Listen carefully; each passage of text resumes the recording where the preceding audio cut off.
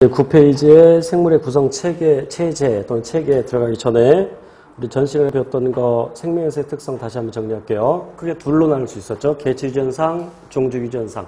그래서 개체유전상의 세포를 구성 단위로 해서 체계적으로 구성되어 있다. 물질 대사를 한다. 그리고 자기에 대한 반응 및 항상성. 그리고 발생 및 생장. 이 개체유전상이고. 그리고 종주유전상은 생식, 유전, 적응 및 진화. 그리고 바이러스는 생물적 특성과 비생물적 특성이 있는데 비생물적 특성을 기억하는 게 더 쉽겠죠. 비생물적 특성으로서 세포 구조를 갖고 있지 않다. 물질 대사를 하지 못한다. 스스로 못한다. 그러니까 왜 못하느냐? 효소를 갖고 있지 않다. 따라서 살아있는 생명체 내에서만 생명현상이 나타난다. 그리고 생체 밖에서는 단백질 결정체로 존재한다가 비생물적 특성. 이제 9페이지의 생물체 구성 체계.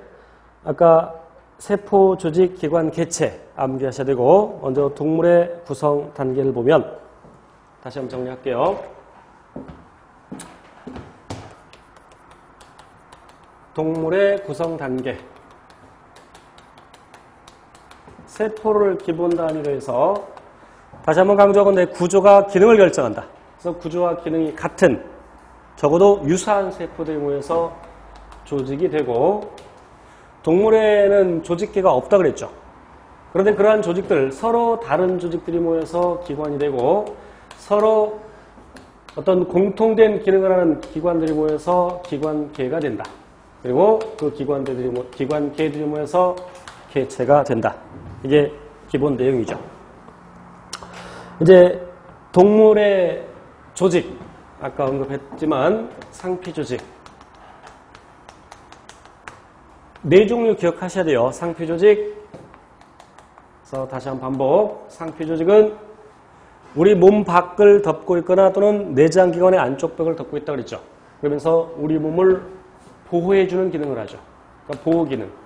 그래서 보호상피 이렇게 얘기할 수 있겠죠.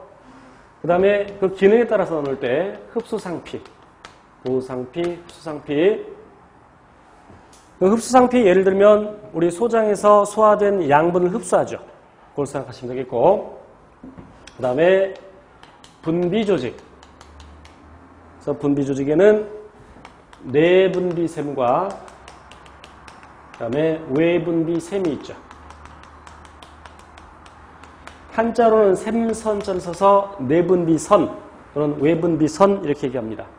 내분비선은 호르몬을 분비하고, 호르몬이라고 쓸게요. 호르몬 분비, 호르몬을 만들어서 분비하고. 외분비샘에는 땀샘, 눈물샘, 소화샘, 그러니까 소화 효소를 분비하는 소화샘, 그리고 젖샘 등이 있죠. 그리고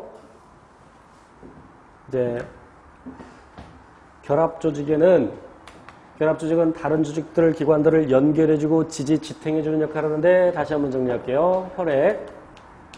이 애들을 기억하고 있어야 돼요. 그리고 뼈, 물렁뼈, 연골이라고 하죠. 그리고 힘줄, 인대 등이 있습니다. 그다음에 근육조직.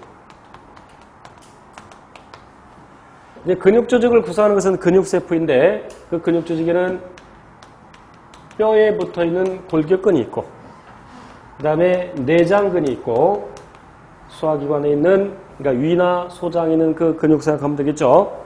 그리고 심장근이 있고 골격근은 나중에 구체적으로 배웁니다만 가로의 무늬가 있습니다. 그래서 가로무늬근이라고 하고 우리가 이 관절을 구부리기 위해서 보세요. 관절을 구부리기 위해서 여기 이두근 또는 이두박근 그러죠. 요즘은 두갈래근이라고 보통 부르고 그 반대쪽에 있는 근육을 삼두근, 세갈래근.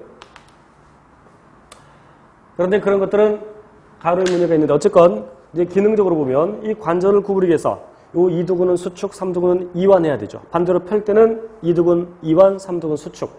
근데 내 의지대로 다시 말하면 대뇌의 명령에 따라서 수축 이완이 가능하죠. 그러한 근육을 수의근이라고 합니다. 대뇌의 명령에 따라서 수치 교환이 가능하죠.